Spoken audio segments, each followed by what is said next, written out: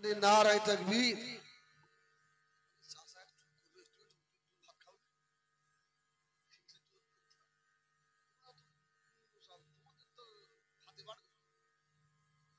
জোরে দাও নারায়ে তাকবীর।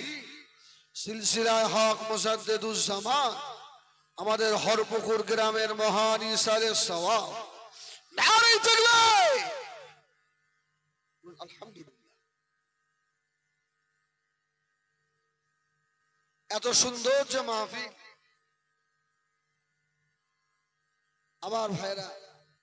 আমার ভাইরা অনেক আলোচনা করলেন, আমিও এসে আলোচনা কিছুটা শুনলাম।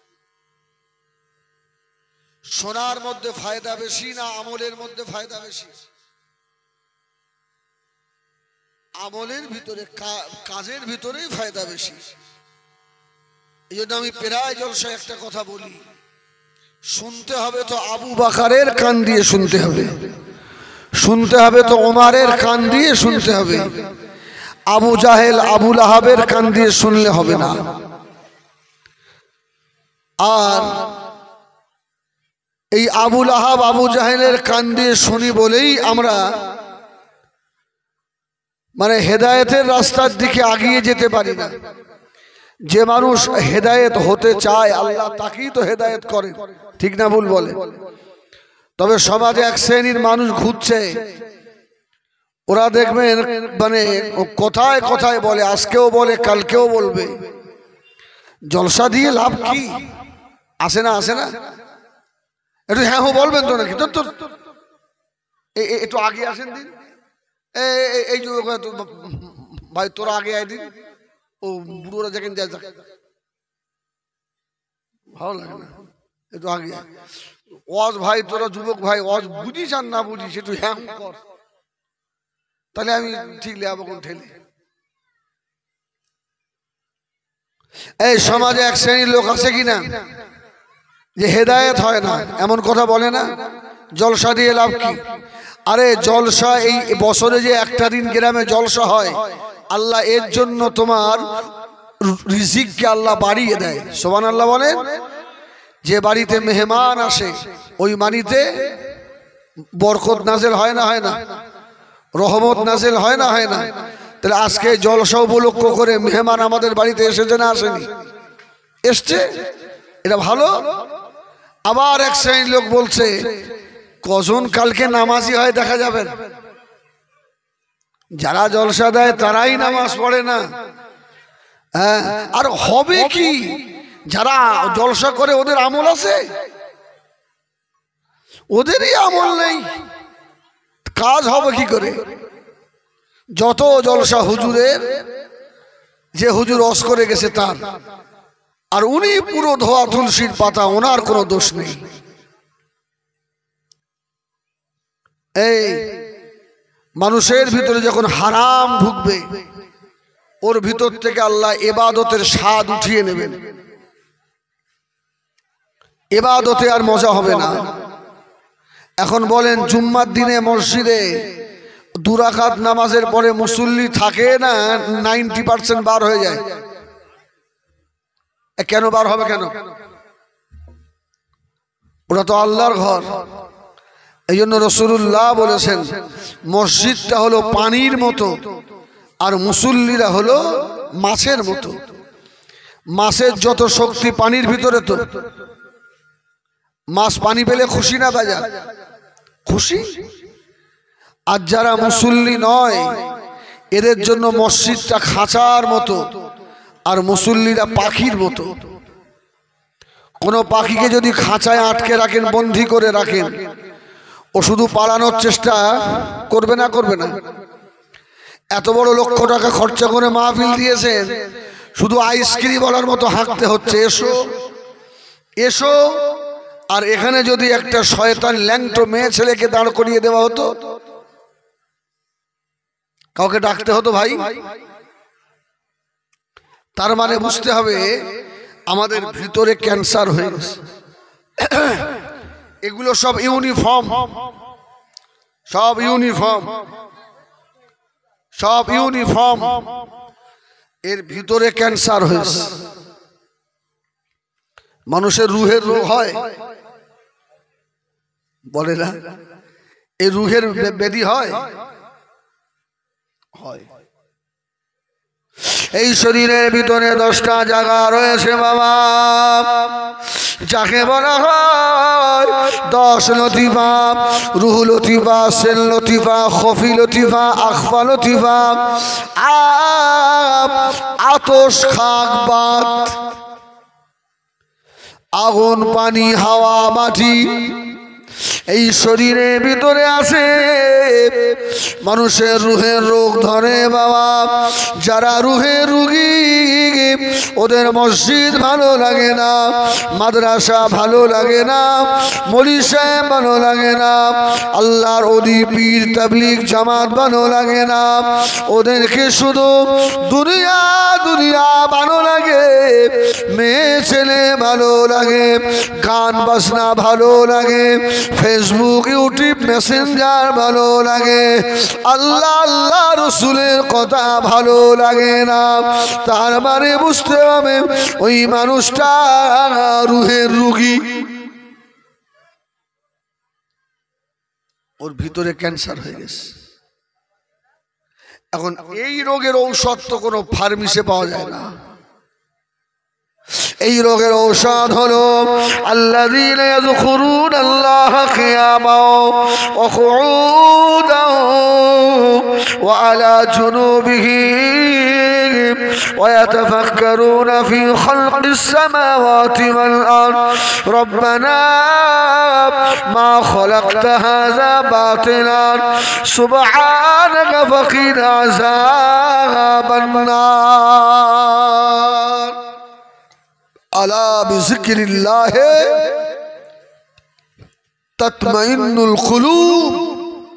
এর ঔষধ হলো আল্লাহ পাকের জিকির, নেক আমল। এর ঔষধ হলো আল্লাহ পাকের কোরআনের তেলাওয়াত। জোরে বলুন সুবহানাল্লাহ। ও আমার ভাইজানেরা, আল্লাহ পাক মনুষ্য জাতিকে বানিয়েছেন। আমি হিজবুল্লাহ আপনাদের জিজ্ঞাসা করি, এই মানুষ পৃথিবীতে পাঠানোর পূর্বে আর কোন জাতির বসবাস ছিল নাকি? এই পৃথিবীতে আর কোন জাতি ছিল আমাদের আগে? ভাই ছিল? হ্যাঁ না বল, আল্লাহর কি বল, আমার ভালো লাগে না।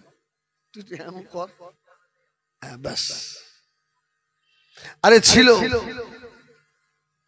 কারা ছিল? জিন, ভূত বলে কিছু আছে। ভূত ভূত আমাদের মায়েরা ভয় দেখায় না, এই যাবিনি ওখানে ভূত, ভয় দেখায় না। ভূত নেই, 26 জিন আছে। এই পৃথিবীর জমিনে আল্লাহ মনুষ্য জাতি বানানোর পূর্বে জিন জাতিকে আল্লাহ বানিয়েছিলেন। জিনের আল্লাহ পাকের নাফরমান হয়ে গেল। আল্লাহ পাক কসম দিয়ে কিছু জিনকে আল্লাহ পাক ধ্বংস করে দিলেন, শেষ করে দিলেন। এবারে আল্লাহ ইচ্ছা করলেন, ওয়া ইয ক্বালা রাব্বুকা লিল মালাইকাতি ইন্নী জাইলুন ফিল আরদি খলিফা। আল্লাহ খলিফা বানাবে, মানুষ বানাবে। সুবহানাল্লাহ বলে কেন? এই আল্লাহর ইবাদতের জন্য। আর মখলুক আছে না নেই? ফেরেশতা আমাদের থেকে কম না বেশি? ফেরেশতা আমাদের থেকে কম না? কম তো না, না ফেরেশতা অনেক। ফেরেশতার গণনা করা যায় না, এত ফেরেশতা। আচ্ছা এক একটা ফেরেশতা কত বড় বড় হবে? হাত চারিক করে হবে। অবাক হবেন। আল্লামা জালালউদ্দিন সুয়ুতি রহমাতুল্লাহ আলাইহি আসাইবুল মালায়েকা বলে একটা কিতাব লিখেছে। ওই কিতাবে লিখছে সব থেকে যেটা ছোট ফেরেশতা, ওই ফেরেশতার কপালটা পার হতে 300 বছর সময় লাগবে। সুবহানাল্লাহ বলেন। শুধু কপাল পার হতে 300 বছর, আর এক কানের লুধি থেকে আর এক কানের লুধি পর্যন্ত যেতে 750 বছর সময় লাগবে। সুবহানাল্লাহ। এটা ছোট্ট ফেরেশতা। যদি ছোট ফেরেশতার হালত এই হয়, তাহলে বড় ফেরেশতার খবর কি? ও আমার ভাইয়ানেরা, সোনা বাড়িরা, ফেরেশতারা বিয়ে করে না বাবা, ফেরেশতাদের ছেলে মেয়ে নাই, ফেরেশতারা সর্বদাই আল্লাহ পাকের জিকিরে মশগুল। কোন ফেরেশতা সিজদা হালতে, কিয়ামত পর্যন্ত সিজদা হালতে, কোন ফেরেশতা রুকু হালতে, কিয়ামত পর্যন্ত রুকু হালতে, কোন ফেরেশতা দাঁড়িয়ে রয়েছেন কিয়ামত পর্যন্ত দাঁড়িয়ে আল্লাহ পাকের তাসবিহ তেলাওয়াতে মশগুল। শুধু তাই নয়, গাছপালা পশু পাখি সকলেই আল্লাহ পাকের জিকিরে মশগুল। আল্লাহ পাক কোরআনে জানালেন, ওয়ান-নাজমু ওয়াশ-শাজারু ইয়াসজুদান, এই গাছগুলো আল্লাহ পাককে সিজদা করে।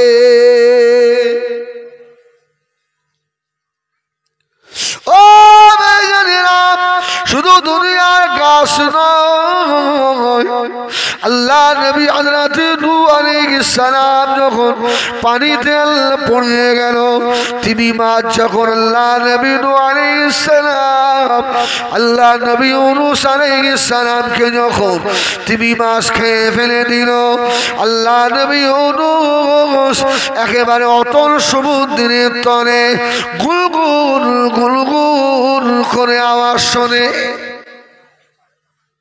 ইউনূস আলাইহিস সালাম ভিতর থেকে আল্লাহকে বলল, আল্লাহ এই অতল সমুদ্রের তলে গুনগুন আওয়াজ কিসের? আল্লাহ বলেছিল, ইউনূস এই সমুদ্রের তলে ছোট ছোট নুড়ি পাথরগুলো আমি আল্লাহ আমার জিকির করে। জোরে বলুন সুবহানাল্লাহ। তাহলে আল্লাহর ইবাদতের জন্য এত ফেরেশতা, এত গাছপালা, এত পশু পাখি সব আছে। আল্লাহ পাক আমাদেরকে খুব শখ করে বানিয়েছেন, ইল্লা লিয়াবুদুন, এরা আমার ইবাদত করবে। জোরে বলুন সুবহানাল্লাহ। এখন বলে অনেক মানুষ শখ করে গাই পোষে না, পোষে না, গাই পোষে না, যে নিজের গায়ের দুধ খাবো। এখন গাই বাছুর দিয়ে যদি দুধ না দেয়, কি বলবেন? সামনে কুরবানির চাঁদ, এই কটা দিন ভালো করে খাওয়া, তারপরে দেখছি। অনেক মানুষ শখ করে গাছ লাগায়, ফলের গাছ, ফল হবে খাবো। গাছ খুব ভালো মাশাআল্লাহ, ফল যদি না দেয় গাছ রাখবেন না, কেটে ফেলবেন। ও গাছ দরকার নেই, কেটে ফেলবেন। তো আল্লাহ তো বান্দাকে শখ করে বানিয়েছে। জোরে বলুন সুবহানাল্লাহ। বান্দা তোরা আমি আল্লাহ আমাকে সেজদা করবি, সুবহান রাব্বিয়াল আলা বলবি, তো আমি আল্লাহ তোদেরকে আমার রহমতের কোলে তুলে নেব। জোরে বলুন সুবহানাল্লাহ। তোরা একটু আমি আল্লাহকে ডাক, এটা আল্লাহ খুশি হয়। কিন্তু সেই ইবাদত থেকে আমরা অনেক দূরে আসি না, নেই দূরে নাই। ও আমার ভাইজানেরা, আমরা দুনিয়াকে যত ভালোবাসি আল্লাহ দিনকে অত ভালোবাসি না। আমরা মোবাইল ফোনটাকে যত ভালোবাসি আল্লাহর কোরআনটাকে অত ভালোবাসি না। ও সোনা বাড়িরা, কান খাড়া করে শুনি না বাবা, এই দুনিয়ার পেট জীবনে ভরাতে পারবে না। এর এত বড় পেট বাবা, আল্লাহ নবী ফরমাচ্ছেন, আর দুনিয়া উসিফা অতালিবুহাল খিলাফ। ও দুনিয়া মানুষেরা, এই দুনিয়াটা হলো একটা মরা জানোয়ারের মতো। দুনিয়ায় কাজের সময় ঠিক আছে না নেই? যদি কেউ বলে এই সদরপুরের মোড়ে 1 লক্ষ টাকা নিয়ে দাঁড়িয়ে আছে, ভোর 3টেই তোকে যেতে হবে, ঠান্ডা গায়ে লাগবে? সত্যি করে আল্লাহর দিকে চেয়ে বলেন না, ঠান্ডা মালুম হবে? ও শয়তান কাঁপতে কাঁপতে ছুটবে। আর যদি বলা হয় আজান হয়ে গেছে, ওর না, নামাজটা পড়ে আইতে, নামাজ আজকে বিরাট ঠান্ডা, আজ বিরাট ঠান্ডা, থাক সেই বেলা হটু, জোরের আগে একবার কাঁচা পড়ে দেবো। আছে না নেই? দুনিয়ার পেট ভরতে পারবে না বাবা, শুনে রেখে দাও ও জওয়ানেরা, যুবকেরা। আল্লাহ নবী বারবাচ্ছেন এই দুনিয়া মরা জানোয়ারের মতো, তোমার আওলাদ সন্তানেরা সব তোমার ফিতনা।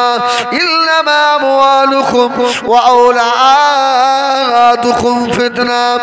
ও সোনা মালিকেরা, আল্লাহ কোরআনে আরো জানালেন, ওরে আমার বান্দারে শুনে রেখে দে, ছেলে মেয়ে বিবি বাচ্চা কোনো কাজে আসবে না, কাজে আসবে তোর জীবনের নেক আমাল।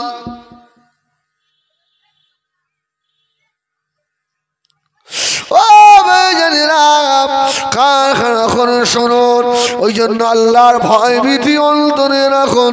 দুনিয়া যার বেশি টাকা আছে এই আল্লাহর কাছে বেশি প্রিয় নয়, যার 10টা লাঠি আছে এই আল্লাহর কাছে প্রিয় নয়, যার শক্তি বেশি জমি জায়গা বেশি আল্লাহর কাছে প্রিয় নয়। আল্লাহর কাছে প্রিয় হলো ইল্লা আকরামাকুম ইনদাল্লাহি আতকাকুম, যার ভিতরে আল্লাহর ভয় বেশি। সুবহানাল্লাহ। ওই ব্যক্তিটাই আল্লাহর কাছে বেশি প্রিয়। ও ভাইজানেরা আমার, একটা ঘটনা হাদিস থেকে আপনাদের শোনাই বাবা। আল্লাহ নবী দিন ও দুনিয়ার বাদশাহ হাবিবুল্লাহ জনাবে মুহাম্মদুর রাসূলুল্লাহ সাল্লাল্লাহু আলাইহি ওয়াসাল্লাম নবী আমার ইন্তেকাল হয়ে গেলেন। হযরত আবু বকর খলিফা আবু বকর ইন্তেকাল হয়ে গেলেন। হযরত ওমরের জামানায় 350 মাইল দূর থেকে একটা মুসাফির মদিনা শরীফে আসছিলেন। আর সে সময় তো এত ট্রেন লাইন বাস লাইন ছিল না, মরুভূমির জাহাজ বলা হয় উটকে, ঠিক কিনা? উট হলো মরুভূমির জাহাজ, উঠে চড়ে চড়ে আসছে। আল্লাহর ভয় দেখেন কত বেশি। ও মুসাফির আল্লাহ দরবারে অনেক প্রিয়, এই জন্য মুসাফিরের দোয়া আল্লাহ পাকের দরবারে কবুল হয়ে যায়। মুসাফির বহু রাস্তা আসার পরে ঘুম পেয়ে গেল। আল্লাহর ওই মুসাফির মানুষ নিজের উটটাকে এক জায়গায় বেঁধে আর চুপ করে শুয়ে পড়লেন। মুসাফির ঘুমিয়ে পড়েছে। উটটা দড়ি ছিঁড়ে গিয়ে পাশের একটা খাজুরের বাগানে ছোট ছোট খাজুরের গাছ লাগানো ছিল। উট ওই বাগানের ভিতরে ঢুকে পড়েছে। ঢুকে পড়ে অনেক গাছের মাথায় পা দিয়েছে। গাছ শেষ। বাগানের মালিক বয়স্ক মানুষ, তার বাগান দেখতে এসছে। বাগান দেখতে এসে দেখছে মুসাফির ঘুমিয়ে আছে আর ওর উট আমার এই খাজুর গাছগুলো শেষ করছে। ছোট্ট একটা পাথর তুলে উটের দিকে ছুঁড়ে মেরেছে। উটটা সঙ্গে সঙ্গে মারা গেছে।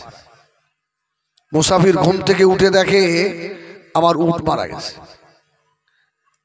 জমি মালিক দাঁড়িয়ে বলছে, আমার উটকে মারলো কে? তুমি জানো না ঘুমিয়ে আসো, আর তোমার ওই উট আমার এই খাজুরের বাগানের গাছগুলো সব শেষ করে দিয়েছে। আমি ছোট একটা পাথর নিয়ে মেরেছি, তোমার উট মারা গেছে। মুসাফিরের চিন্তা, আমি এই রাস্তা যাব কি করে? মাথা গরম হয়ে উঠে গিয়ে মুরব্বিটাকে এক চড়, মুরব্বিটা মরে গেছে। এবার উপায়, আমরা হলে কি করব? ও থাক, আমরা পালাই। ও আমার মেয়েরা শোনা মানিকেরা, হাদিসে ঘটনা শোনাচ্ছি বাবা। মুসাফির ওই সময় দাঁড়িয়ে দাঁড়িয়ে কাঁদতে লাগলেন, আল্লাহ পাক এ যে মরে যাবে, মারা যাবে, আমি বুঝতে পারিনি আল্লাহ। আল্লাহ, মানুষ হত্যা করা মহাপাপ, আমার কি উপায় হবে আল্লাহ, আমি যে জাহান্নামী হয়ে যাব। চুপ করে দাঁড়িয়ে রইলেন। সন্ধ্যা হয়ে গেল। মুসাফিরের ছেলেরা বাবাকে দেখতে এসে দেখে জমির উপরে আর মরে পড়ে রয়েছে। পাশে মুসাফির দাঁড়িয়ে মুসাফিরকে জিজ্ঞাসা করলো, ও বাবা মুসাফির, আমার আব্বাকে কে মেরেছে বাবা? ওই সময় মুসাফির জবাব দিয়েছিল, বাবা আমি মুসাফির মানুষ, আমার এই উট গিয়ে তোমার বাগানের কয়েকটা চারা নষ্ট করাতে তোমার বাবা আমার উটকে মেরে ফেলেছে।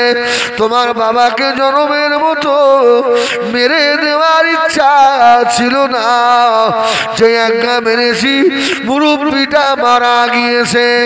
ও আমার মেয়েরা, সোনা মালিকেরা, ওই সময় বাগার মালিকের ছেলে বলেছিল, বাবা মুসাফির তোমাকে ছাড়া হবে না বাবা, তোমাকে এখন নিয়ে যাব মদিনা শরীফে হযরত আমিরুল মুমিনিন খলিফাতুল মুসলিমিন হযরত ওমরের কাছে। জোরে বলুন সুবহানাল্লাহ। এই উমরের রাগ কম না বেশি? বেশি না? রাসূলুল্লাহ বলেছেন, আশাদ্দুহুম ফি আমরিল্লাহ ওমর। ওমর অনেক গরম মানুষ। একে ধরে নিয়ে গেছে, গিয়ে বলছে, হুজুর হে আমিরুল মুমিনিন, এ আমার আব্বাকে হত্যা করেছে। রাসূলুল্লাহ বললেন, আল কাতিল ওয়াল মাকতুল কিলাহুমা ফিন নার। যে খুন করেছে আর যে খুন হয়েছে এই দুইজনেই জাহান্নামে যাবে। আল কাতিল ওয়াল মাকতুল কিলাহুমা ফিন নার, দুইজনে জাহান্নামী। ও মুসাফির ওই হাদিসের কথা মনে করে চুপ করে দাঁড়িয়ে আছে। উমারের দরবারে নিয়ে গিয়ে বলছে, এই উমার বলল, তোমার তো এবার শেষ করা হবে, খুনের বদলা খুন, কতলুন ফিল কিসাস। উপায় কি হবে? মুসাফির আল্লাহর আযাবের ভয়ে গজবে বয়ে ওই সময় জবাব দিয়েছিল, ও হযরত আমিরুল মুমিনিন, যা সাজা দেবেন মেনে নেব, এতে কোনো দুঃখ নাই, কষ্ট নাই, কিন্তু আমি মেরে ফেলা নিতে পারি না। ও আমার মেয়েরা, সোনা মালিকেরা, ওই সময় উমর বলেছিল, বাবা মুসাফির তোমার তো বিচার হবে। হাউসে অনেক আল্লাহ নবীর সাহাবীরা দাঁড়িয়ে রয়েছেন। ডেট একটা দিয়ে দেওয়া হলো, আগামী জুমার নামাজের বাদে তোমার কতল করা হবে। তুই মানুষটাকে মারলে কেন? ও আমার মেয়েরা, ওই সময় মুসাফির দাঁড়িয়ে বলেছিলেন, ওরে আমিরুল মুমিনিন খলিফাতুল মুসলিমিন হযরত ওমর, বেয়াদবি মাফ করুন, আমি তো মারা মরে যাবে এই ভেবে মারি না, আপনি আমাকে ক্ষমা করে দেন। মুসাফির ওই সময় বললেন, আমাকে মেরে দেবে, আমি দুনিয়ায় সাজা পেয়ে যাব, আল্লাহ আমাকে কঠিন জাহান্নামের আযাব ও তো আমাকে সইতে হবে না। যদি বলুন সুবহানাল্লাহ। ধরে নিয়ে গেছে, ওর কতলের হুকুম। মুসাফির দুঃখিত নয়, খুশি, আল্লাহ দুনিয়া সাজা হয়ে যাক, কিন্তু জাহান্নামের আগুন তো সহ্য করা যাবে না। ও হুজুর আমার ওই সময় বলেছিল বাবা মুসাফির তাই জুমার নামাজের বাদে তোমাকে কতল করা হবে, জানে মেরে দেওয়া হবে। মুসাফির দাঁড়িয়ে বলেছিল ও হযরত উমর বেয়াদবি মাফ করুন, বেয়াদবি ক্ষমা করুন। আমার বাড়ি এখান থেকে বাড়ি হলো 350 মাইলের রাস্তা। আমার কাছে একজন এরকম ইহুদির কাছ থেকে আমি কিছু কর্জ নিয়েছিলাম, কিছু পয়সা নিয়েছিলাম, আমাকে পরিশোধ করে আসতে দেন। কেননা সারাটা জীবন মুসলমানেরা যেন এই বদনাম ঘাড়ি নিয়ে না করে। সুবহানাল্লাহ। তাম পৃথিবীর লোক বলবে মুসলমানরা ফাঁকি দেয়। আচ্ছা মুসলমানরা ফাঁকি দেওয়া যাক? এই ফাঁকি দেওয়া যাক? না না। আল্লাহু আকবার। ওই সময় ছেলেটা বলল যে আমাকে একটু ছেড়ে দেন না, আমি আমার দিনদার ব্যক্তিটার পাওনাদার ব্যক্তিটার পাওনাটা পরিশোধ করে আসি, মুসলমানদের ইতিহাস যেন খারাপ না হয়ে যায়। জোরে বলুন সুবহানাল্লাহ। এখন আসামি হাতে পেয়ে কেউ ছেড়ে দেবে? এই সহজে ছাড়বে?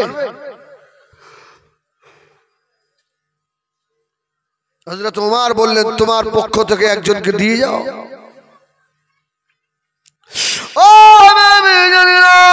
ছেলেটা পিছন দিকে তাকিয়ে দেখে আমার আত্মীয় স্বজন কেউ নাই, মা নাই, বাবু নাই, ভাইরাও নাই। আল্লাহ আমার উপায় কি হবে? এখন আমি সাক্ষী কোথায় পাবো আল্লাহ? ওই সময় আল্লাহ নবীর সাহাবী কয়েকবার তাকানোর পরে আল্লাহ নবীর কলিজার সাহাবী হযরত আবু হুরায়রা রাদিয়াল্লাহু তাআলা আনহু হুজুর আমার দুটো হাত তুলে দিয়েছিলেন।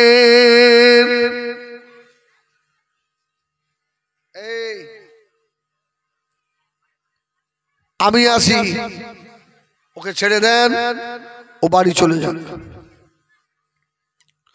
ও ভাইজানেরা, আল্লাহ নবী খলিজার টুকরা সাহাবী দাঁড়িয়ে বলেছিল এ নবী পাকের সাহাবীরা, ময়দানে মাশারে যদি আল্লাহ নবীর সম্মুখে গিয়ে যদি দাঁড়াতে হয়, আমি এতটুকু বলবো ইয়া রাসূলুল্লাহ, ইয়া হাবিবাল্লাহ, আমি আপনার একটা সুন্নাত আদায় করতে গিয়ে আমি আমার জীবনটুকু দিয়ে দিয়েছি। দাও আমাকে, ওকে ছেড়ে দাও, যেন মুসলমানদের ইতিহাস খারাপ না হয়। আমার ভাইরা চলে গেল। কোন সাহাবী দাঁড়িয়েছে? আবু হুরায়রা নয়, আবু যার গিফারি। ও আমার ভাইজানেরা, সোনা মানিকেরা, হযরত আবু যার গিফারির দিকে তাকিয়ে মদিনা মানুষেরা পাগলের মতো কাঁদতে লাগলো। ও নবী পাকের সাহাবী রে, ভাই আবু যার, আপনি যে জামিনদার হয়ে গেলেন, ওই মানুষটা যে চলে গেল, ভাই আবু যার গিফারি শুনে রেখে দাও, ও আর কি ফিরে আসবে নাকি? হযরত আবু যার বলেছিলেন ও যদি ফিরে না আসে, ও যদি ফিরে না আসে, আমি আবু যার গিফারি আমার গর্দান দিয়ে দেবো। তবে আমি নবীকে সেদিন বলতে পারবো ইয়া রাসূলুল্লাহ, আপনার একটা সুন্নাত জিন্দা করতে গিয়ে আমি আমার জীবন দিয়ে দিয়েছি। জোরে বলুন সুবহানাল্লাহ। সমাজে এখন সুন্নত ছেড়ে দেওয়ার একটা ভাব বড়। আপনার ওই প্রতিযোগিতা হচ্ছে না হচ্ছে না? সমাজে কিছু ছেলে আছে দেখবেন, ওরা মাথায় টুপি না দিয়েই নামাজ পড়ে। আপনাদের দিকে আছে? হ্যাঁ, আছে আছে। সব গ্রামে একটু খবর নিয়ে দেখো, 2-5 জন পাওয়া যাবে, খুঁজে পাওয়া যায়। আমার ভাইরা, আমি ফতোয়া দিচ্ছি না যে টুপি মাথায় দিয়ে নামাজ হবে না, টুপি না মাথায় দিলেও নামাজ হবে। সেদিন যদি আমার নবী তোকে ধরে, আমার একটা উম্মাতকে আমার সুন্নাত থেকে দূরে কেন সরিয়ে দিয়েছিলিস বল? আজকে আমি রাসূলুল্লাহ তোকে চিনি না, সোহকান যা দূর হয়ে। আমার ভাইজানেরা, সোনা মানিকেরা, ও মুরব্বিয়ানেরা, ছেলেটা ছুটে ছুটে বাড়ির দিকে রওনা হলে আমার জীবনের আখিরি বিদায়, জীবনের শেষ বিদায়। বাড়িতে গিয়ে দরওয়াজার সম্মুখে দাঁড়িয়ে জনম দুঃখিনী মা, গর্ভধারিণী মা, জনম দুঃখিনী মা, গর্ভধারিণী মা। সুবহানাল্লাহ। মায়ের কাছে গিয়ে বলছে, মাগো আমাকে ছেড়ে দাও, বিদায় দাও। এই সব ঘটনা খুলে বললেন। মা বাচ্চাটাকে বুকের সঙ্গে ধরে খুব আদর করলেন। বাবা, ও বিবির কাছে চলে গেল, বিবিকে গিয়েও বলল, বাপের কাছে চলে গেল, বাবা মাকে বিদায় দাও, আর দেখা হবে না।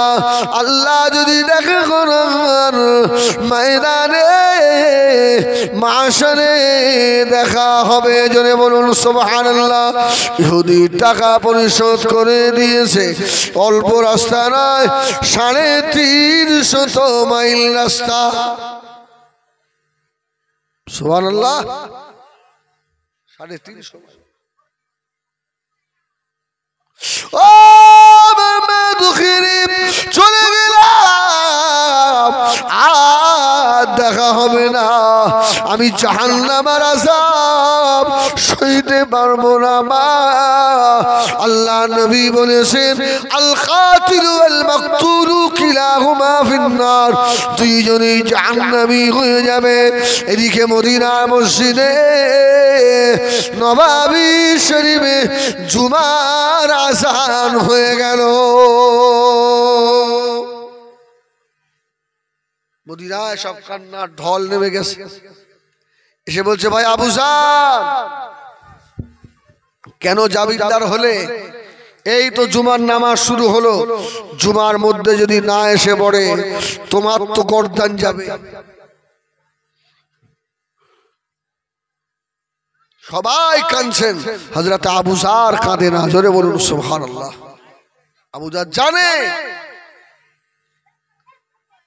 যে মুসলমান কোনদিন কথার খেলাফ করে না, জোরে বলুন সুবহানাল্লাহ।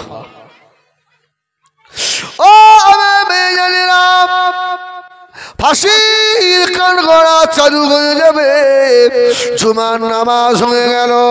মদিনা শরীফে কান্নার রোল উঠে গেল। ভাই আবু জার, আপনার মতো সাহাবী চলে যাবে। হযরত আবু জার গিফারীকে হযরত ওমরের কথা শুনে ফাঁসির মঞ্চে নিয়ে গিয়ে হাজির করলো। শুধু গলায় দড়িটা পড়াবে।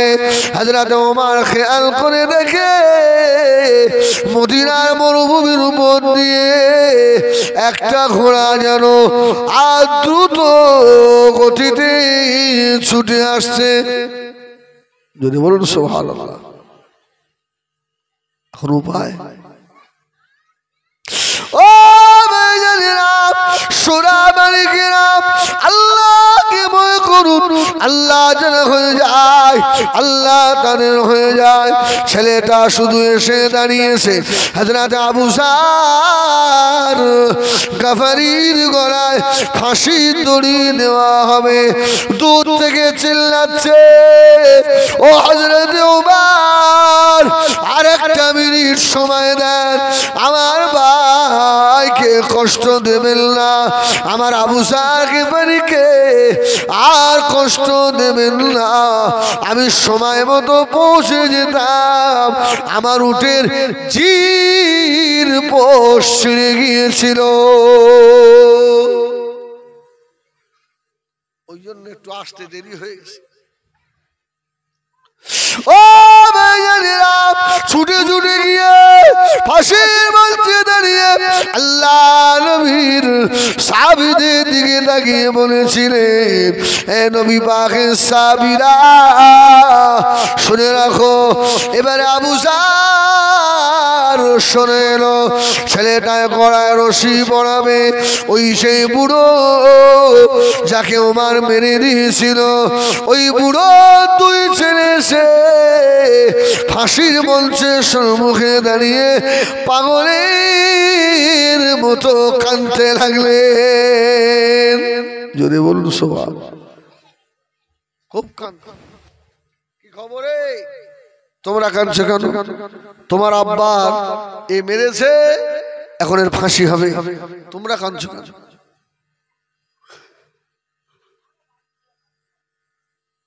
ও জবাব হয়ে গিয়েছিল, ও আমিরুল মুমিনিন, হযরত ওমরের মতো মানুষ পাওয়া যাবে না। হযরত ওমর যে কত ভালো মানুষ, আমার ভাইজানেরা, সোনা মানিকেরা, ফাঁসির দড়ি গলায় ঝোলাবে। দুটো বাচ্চা দাঁড়িয়ে বলল, ও ভাই দাজ্জাল, দাঁড়িয়ে যাও, আমার ভাইটাকে জনমের মতো মেরে দিও না, আমি যে এসে গেছি, আমার ভাইকে মেরে দিও না, আমরা তো এসে গেছি, আমরা দুই ভাই যুক্তি করলাম, আর আমাদের আব্বাকে তো খুঁজে পাবো না, আব্বা তো মারা গিয়েছে, কিন্তু ওই ছেলেটাও মারা যাবে। মনে কত দয়া, মনে মায়া এসে গেল।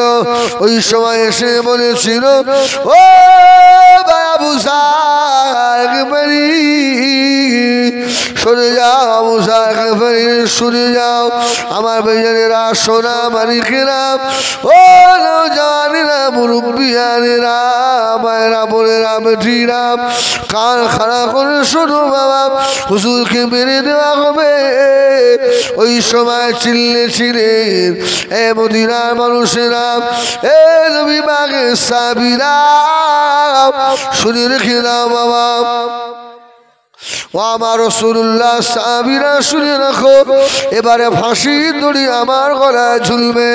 দুটো ছেলে দাঁড়িয়ে বললেন, ও হযরত ওমর, যাদের অন্তরে আল্লাহ রাব্বুল আলামিনের এত ভয়, আমরা দুই ভাই বললাম, আমাদের ওই ভাইকে আমরা আল্লাহর রাস্তায় ক্ষমা করে দিলাম। সুবহানাল্লাহ, বাপ তো আমাদের, আর বিচার তো আমরাই দিয়েছি, অতএব আমার আব্বাকে, আব্বা যা হওয়ার হয়ে গেছে, এই যুবকটারে ক্ষমা করে দেন। যদি বলুন সুবহানাল্লাহ। ও মুরব্বিয়ানেরা, হযরত ওমর ফারুক রাদিয়াল্লাহু তাআলা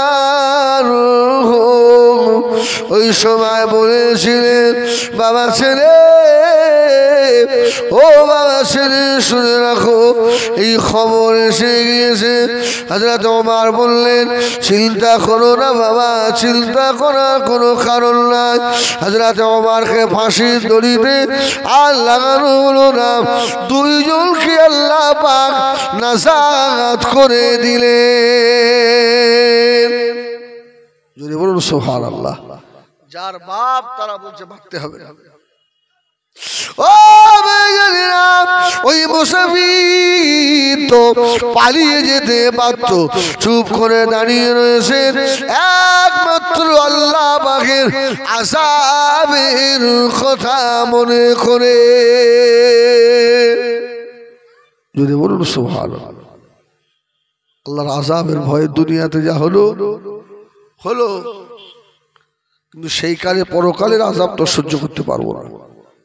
একবার দরুদ শরীফ আল্লাহুম্মা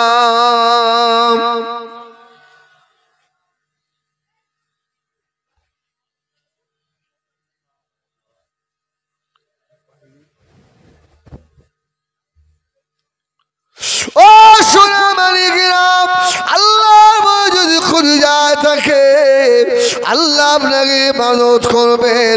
আজকে কলেমা আনতে গিয়ে আল্লাহর নবী সাহাবীদের জীবনে কত কষ্ট, বুকে হাত দিয়ে বলেন ওই কলেমা।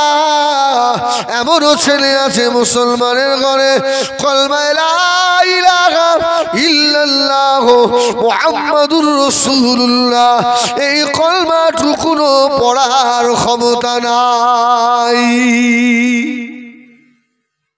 আছে না নেই? এমন ছেলে পাওয়া যাবে না?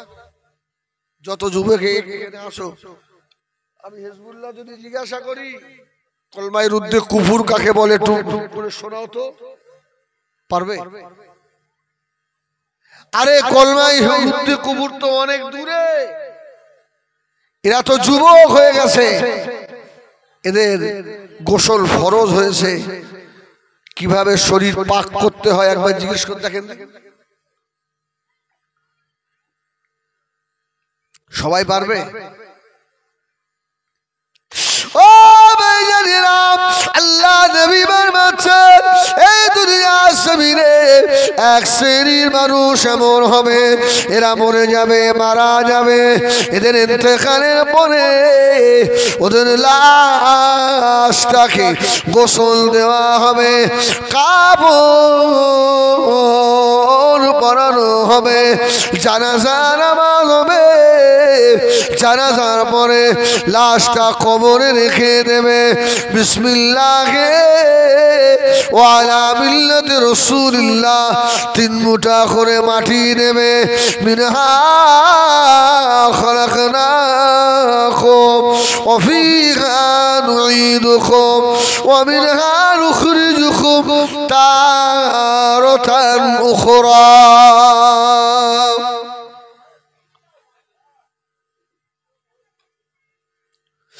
ও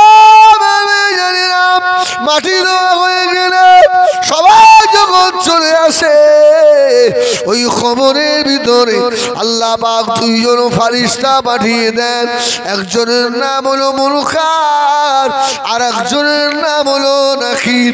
বান্দাকে কবরে তুলে সওয়াল করবে, আল্লাহ পাকের ফেরেশতারা কবরে ঢুকে দেখবে ওই কবরের ভিতরে মাইয়িত নাই, লাশই কবরে নেই। সওয়ালটা করবে কাকে? ফেরেশতারা ডাইনে বামে পিছনে চতুর্দিকে তাকাচ্ছে, আল্লাহ এই মাইয়িত কোথায় গেল? আল্লাহ বলে ভালো করে দেখো, কবরের ভিতরে ভালো করে দেখো। ভালো করে দেখে কবরের এক কোণে ছোট্ট সুন্দর একটা পাখি বসে আছে। জোরে বলুন সুবহানাল্লাহ। ফেরেশতারা জিজ্ঞেস করবে এই কবরের মাইয়িত কোথায় গেল? আল্লাহ পাকের হুকুমে ওই পাখির জবান আল্লাহ খুলে দেবেন। পাখিটা ওই সময় বলবে ও আল্লাহ পাকের ফেরেশতা, আমরা দুনিয়ার কোনো পাখি নই, আমরা হলাম আল্লাহর নেক বান্দার জীবনের নেক আমাল। এই তাড়াতাড়ি করে মাইয়িতটা আছে কোথায় বল? আমাদের সোনা, তাড়াতাড়ি বল মাইয়িত কোথায়? ও ভাইজানেরা, ওই সময় পাখির আল্লাহ জবান খুলে দেবে, ওরে আল্লাহ ফেরেশতারে আমিও জীবনের নামাজ, আমিও জীবনের রোজা, আমিও জীবনের কোরআন তেলাওয়াত, আমিও জীবনের তাসবিহ আল্লাহ নেক বান্দার খবরে আমি আজকে এসে হাজির হয়ে গিয়েছি। ও আল্লাহ ফেরেশতারা আল্লাহ নেক বান্দাটাকে আমি আমার ডানার নিচে লুকিয়ে রেখে দিয়েছি। সুবহানাল্লাহ। বার করো, হবে না। এই ফেরেশতা হবে না, এই আল্লাহর হুকুম বার করো, ও সওয়াল জবাব হবে, বার করো। বলছে হবে না। আল্লাহ তরফ থেকে আওয়াজ হবে, ও আমার মালায়েকারা, ও আমার ফেরেশতারা, আর দেরি করো না আমার ফেরেশতা, তাড়াতাড়ি করে আমার নেক বান্দার খবরে জান্নাতি দরওয়াজা খুলে দাও, আমার নেক বান্দার খবরে জান্নাতের বিছানা বিছিয়ে দাও। আমার বান্দা জীবনে শীতের রাতে ঠান্ডা পানি দিয়ে উযু করে বান্দা তাহাজ্জুদের নামাজ পড়েছে, বান্দা ফজরের নামাজ আদায় করেছে, এশার নামাজ পড়েছে। আমার বান্দার রাত্রে ঘুম হয় না, আমার বান্দার কানটা সব সময় আল্লাহর ঘরের দিকে দিয়ে রেখেছে। কখন মুয়াজ্জিন ডাকে আসসালাতু খায়রুম মিনাল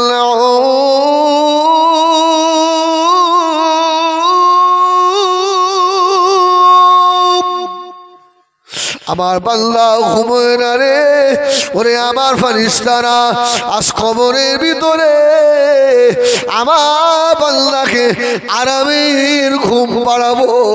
আমার বান্দার এক ঘুমে কিয়ামত হয়ে যাবে।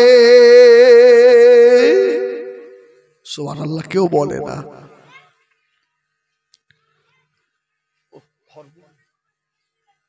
ও অর্বগণের সোনা মানিকেরা, কার জন্য দুনিয়ায় এত হাওমাও করে, কার জন্য নামাজ কাজা করে?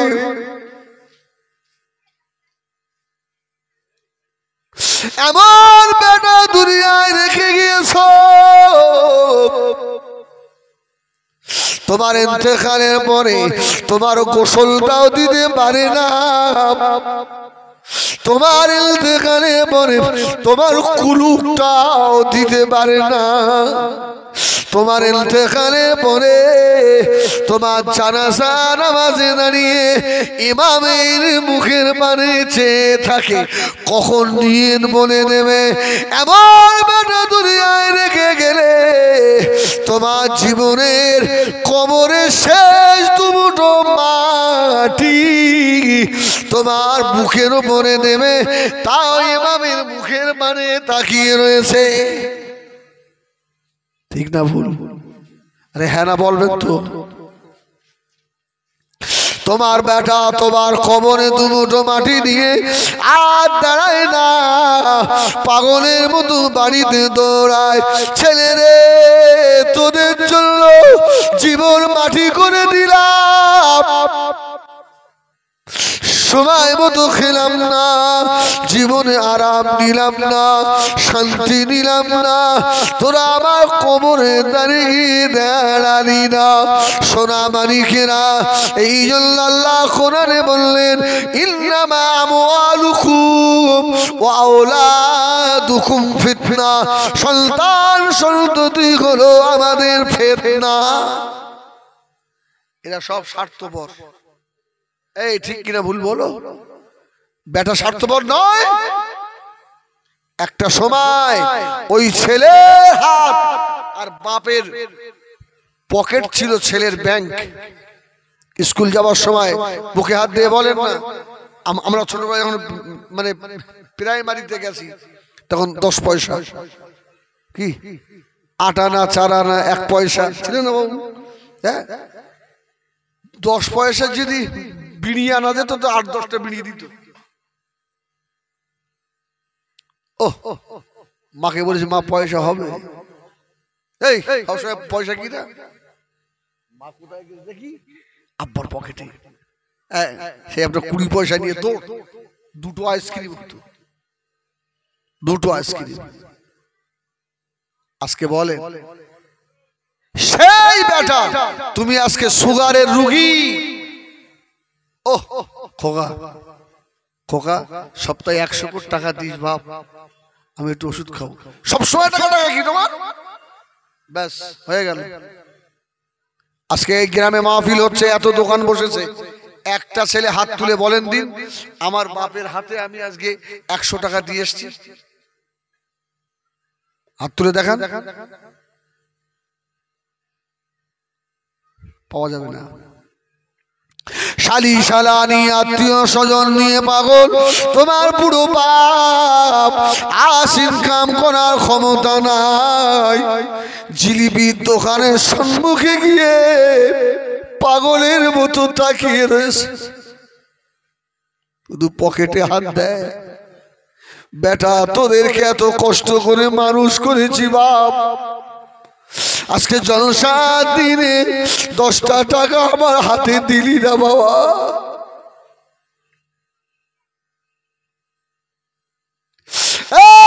ছেলেরা শুনে রাখো, দুনিয়ায় যদি বড় হতে চাও, টাকাওয়ালা হতে চাও, 2 তালা 5 তালার মালিক হতে চাও, তোমার বুড়ি মা তোমার বুড়ো বাপের হাতে পয়সা দাও, ওদের কাছ থেকে দোয়া নাও। আমার মতো মনি সাহেবের হাতে টাকা দিলে দোয়া কবুল হতে পারে, নাও পারে। পীর সাহেবের হাতে টাকা দিলে দোয়া কবুল হতে পারে, নাও পারে। তোর চরম দুঃখী মায়ের দোয়া, তোর বুড়ো বাপের দোয়া আল্লাহ দরবারে মিশ যায় না। সুবহানাল্লাহ বলো, সুবহানাল্লাহ বলো। একটা ছেলে পাওয়া গেল যে বাপের হাতে আজকে 50টা টাকা দিস, একটা বেটা নেই। আপনি কার জন্য করছেন বলেন, কার জন্য নামাজ কাজা করেছেন? খোদার কসম সাক্ষী তুমি আল্লাহ, 1.5 বছর হলো আমার আব্বা চলে গেছে, বুঝছেন? আমার মাটা এখনো বেঁচে আছে। হ্যাঁ, প্রায় দিনে আপনাদের বৌমাকে সকালবেলা ডাকিয়ে দিকে এই 500 টাকাটা আমার মাকে দিয়েছ, আমার ছেলেটাকে এই তোর দাদিমার দিয়ে তো আব্বা এতটা, তোর দাদিমার দিয়ে এই কেন বলেন দিন? ও তো আমি নিজে হাতে দিতে পারি, আমার বাচ্চাটার হাত দিয়ে দিই কেন? ও শিখুক, ওই বাচ্চাটার কাছে আমার ছেলের কাছে আমার যেন হাত পাততে না হয়। আমার ছেলেটা এটা শিখে নিক যে আমার দাদিমাকে আমার আব্বা টাকা দিত আমার হাত দিয়ে, বুড়ো বয়সে যেন ওই ছেলের কাছে আমার হাত পাততে না হয়। হ্যাঁ, টাকা দিলে মা কত খুশি জানেন? আরে বুড়ো বাপ বুড়ি মা ওই টাকা নিয়ে কি অন্য কিছু করবে? সোনো পাউডার মাখবে? তোমার বাচ্চাকেই খাও। সুবহানাল্লাহ, সুবহানাল্লাহ, ওতেই ওরা খুশি। ঠিক কিনা ভুল বলে? হ্যাঁ, তুমি যদি 20টা টাকা তোমার মায়ের বাপের হাতে দাও, সকালে দেখবো উঠে তোমার বাচ্চাকে ডাকছে, হেজবুল্লাহ ভাই এখনো ঘুমিয়ে রয়েছে, শিগগির চ চ চ ভাই চা খেয়ে আসি। সুবহানাল্লাহ বলে, তোমার বাচ্চাটাকেই খাও। ও ভাইজানেরা, যেখানে দোয়া পাওয়ার দরকার ওই জায়গায় আমরা কিছু নিয়ে যাই না বাবা। যেখানে দোয়া কবুল হবে কি হবে না সন্দেহ আছে, ওই জায়গায় লক্ষ লক্ষ টাকা ব্যয় করে ফেলি। সোনামানি কেনা শুনে রাখো, এই জন্য বলি এমন সন্তান দুনিয়ায় রেখে যাও যে সন্তান তোমার কবরে দাঁড়িয়ে গিয়ে কাঁদবে।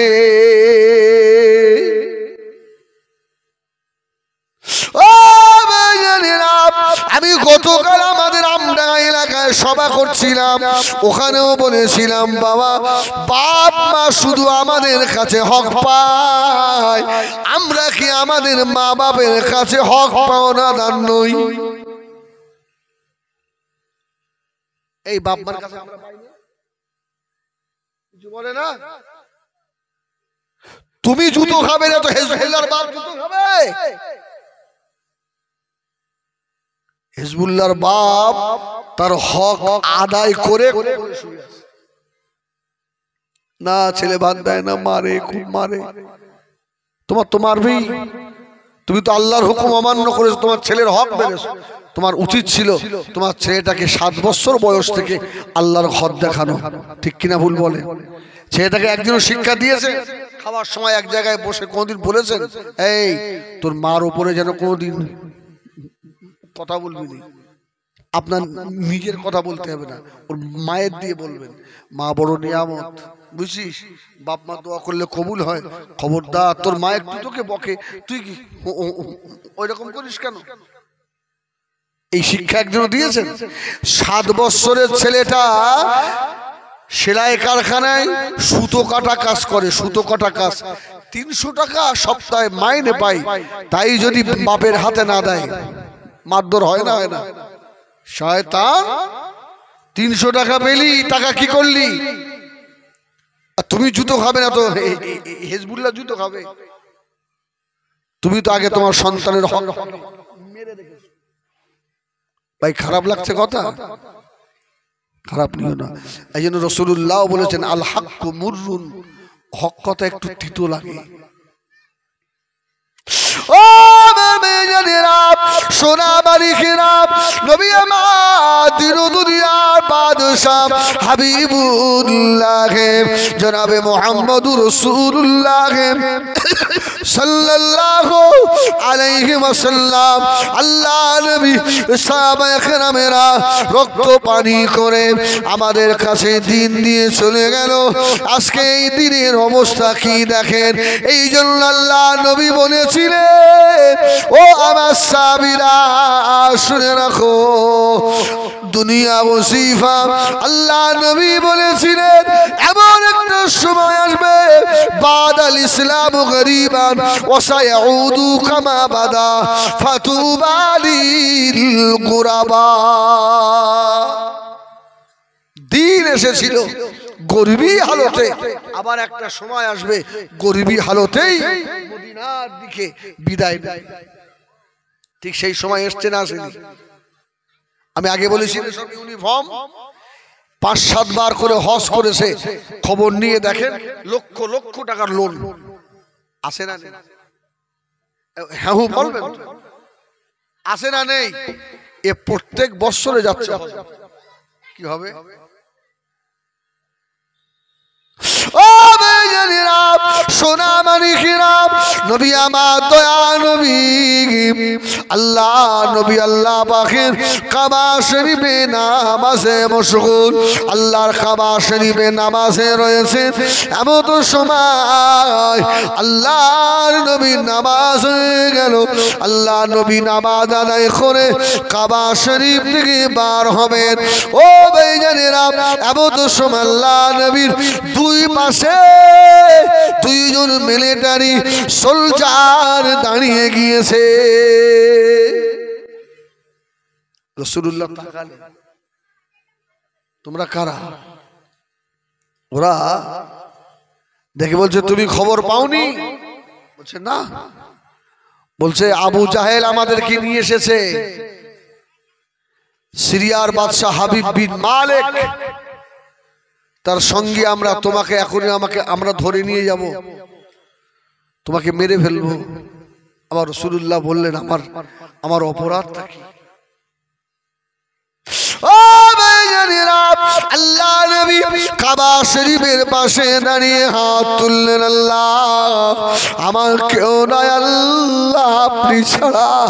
আল্লাহ নবী মুনাজাত শেষ করে দুইজন মিলিটারির দিকে তাকিয়ে বলেছিলেন, আমাকে একটু সময় দেবে বাবা, একটুখানি ছেড়ে দাও, আমি আমার বড় বিবি হযরত খাদিজাতুল কুবরা রাদিয়াল্লাহু তাআলা আনহার সঙ্গে আমি রাসূলুল্লাহ একবার দেখা করে আসি। যদি বলুন সুবহানাল্লাহ। পুলিশ আসামি হাতে পেলে ছেড়ে দেবে? এই দুইজন যে মিলিটারি, এদের মধ্যে একজন বলছে ছেড়ে দে, যা বাড়ি থেকে দেখা করে আসুক, আর একজন বলছে ছাড়া যাবে না। আর এ দাঁড়িয়ে দাঁড়িয়ে বলছে মানুষটার মুখটা দেখ, এই মানুষ কি পালিয়ে যাওয়া মানুষ? যদি বলবেন না সুবহানাল্লাহ। মানুষটার মুখটা দেখলে মায়া হয়। যা চলে যাও, যাও। ও বেজানেরা, নবী আমার আস্তে আস্তে গিয়ে আম্মা জান হযরত খাদিজাতুল কুবরা রাদিয়াল্লাহু তাআলা হুজরা শরীফ আল্লাহ নবী ঢুকলেন। আল্লাহ নবী আওয়াজ দিলেন, ও বিবি খাদিজা। আম্মা জান খাদিজাতুল কুবরা ঘর থেকে বার হয়ে এলেন। আল্লাহর নবী দুটো নূরের চোখে পানি।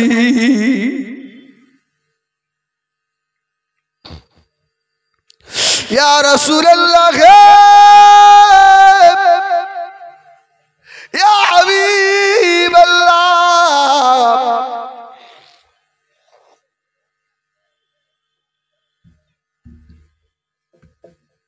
কেউ আপনাকে কষ্ট দিল নাকি?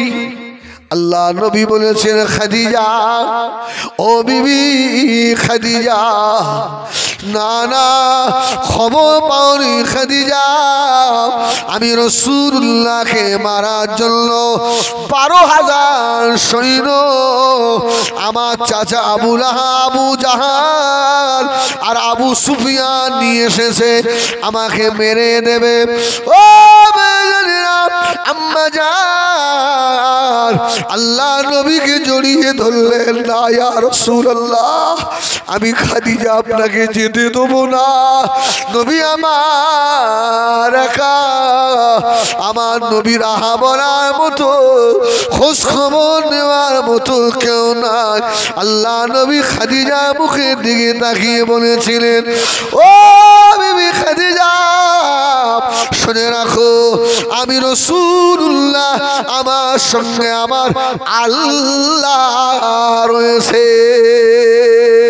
বিবি খাদিজা এটা মাথায় রাখো, ওরা আমি রাসূলুল্লাহর মাথা নিতে আসে না, ওদের মাথাটা আমি রাসূলুল্লাহ আমার কদমে দিতে এসেছে। সুবহানাল্লাহ। মা খাদিজা ছাড়বে না, না ইয়া রাসূলুল্লাহ। আমার নবী বললেন, খাদিজা, আমাকে তো আল্লাহ ঘরে বসে থাকার জন্য পাঠাইনি। জোরে বলুন সুবহানাল্লাহ। আল্লাহ আমাকে দায়িত্ব দিয়ে পাঠিয়েছে। ও বেজানেরা, আল্লাহ নবী বিদায় নিচ্ছে, খাদিজা চলে গেলাম। আম্মা জান খাদিজা পিছনে দাঁড়িয়ে পাগলের মতো কাঁদছে, ইয়া রাসূলুল্লাহ, আমি খাদিজা আগে দুটো স্বামী হারিয়েছি, আমার নবী কারোর উপরে অত্যাচার করে না, আমার নবী কাউকে মারে না। কেন এরা আমার নবীকে মানে? আল্লাহ নবী দুপা করে যান, আবার আম্মা জান খাদিজার দিকে তাকায়, খাদিজা কেঁদো না খাদিজা, আমি রাসূলুল্লাহ, আমার সঙ্গে আমার আল্লাহ রয়েছে। জোরে বলো।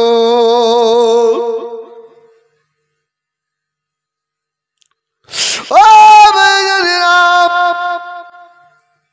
আল্লাহ নবী পাহাড়ের উপর থেকে যেই না নিচে নামলেন, আল্লাহ নবীর নজর পড়ে গেল হযরত আবু বকর সিদ্দিক রাদিয়াল্লাহু তাআলা আনহু আল্লাহ নবীর বাল্য বয়সের বন্ধু আল্লাহ নবী আবু বকরকে এত ভালোবাসতেন। আল্লাহ নবী ফরমাচ্ছেন, আমার আবু বকর আমার দুনিয়ারও সাথী, আমার আবু বকর আমার আখিরাতেরও সাথী। জনে বলুন সুবহানাল্লাহ। আমার আবু বকর আমার হিজরতের সাথী, আমার আবু বকর আমার কবরেরও সাথী। আবু বকর সম্মুখে ইয়া রাসূলুল্লাহ চোখে পানি। আমার নবী বললেন, আবু বকর খবর শোনোনি? 12,000 সৈন্য নিয়ে এসছে, আমাকে মারবে। আবু বকর বললেন, ইয়া রাসূলুল্লাহ আমি আপনার সঙ্গে আছি। জোরে বলবেন না? এই জোরে হবে না সুবহানাল্লাহ? আমি আপনার সঙ্গে। ইয়া রাসূলুল্লাহ ইয়া হাবিবাল্লাহ, হুজুর আপনি ভয় পাবেন না, চিন্তিত হবেন না, আমি আবু বকর আপনার সম্মুখে থাকবো। আল্লাহ নবী বললেন, বাবা আবু বকর ওরা মাথা নিতে আসে না, ওরা মাথাটা দিতে এসেছে। আমি রাসূলুল্লাহ আমি সম্মুখে থাকি, তুমি আমার পিছনে থাকো। হযরত আবু বকর পিছনে, নবী আমার হযরত আবু বকরের সম্মুখে রয়েছেন।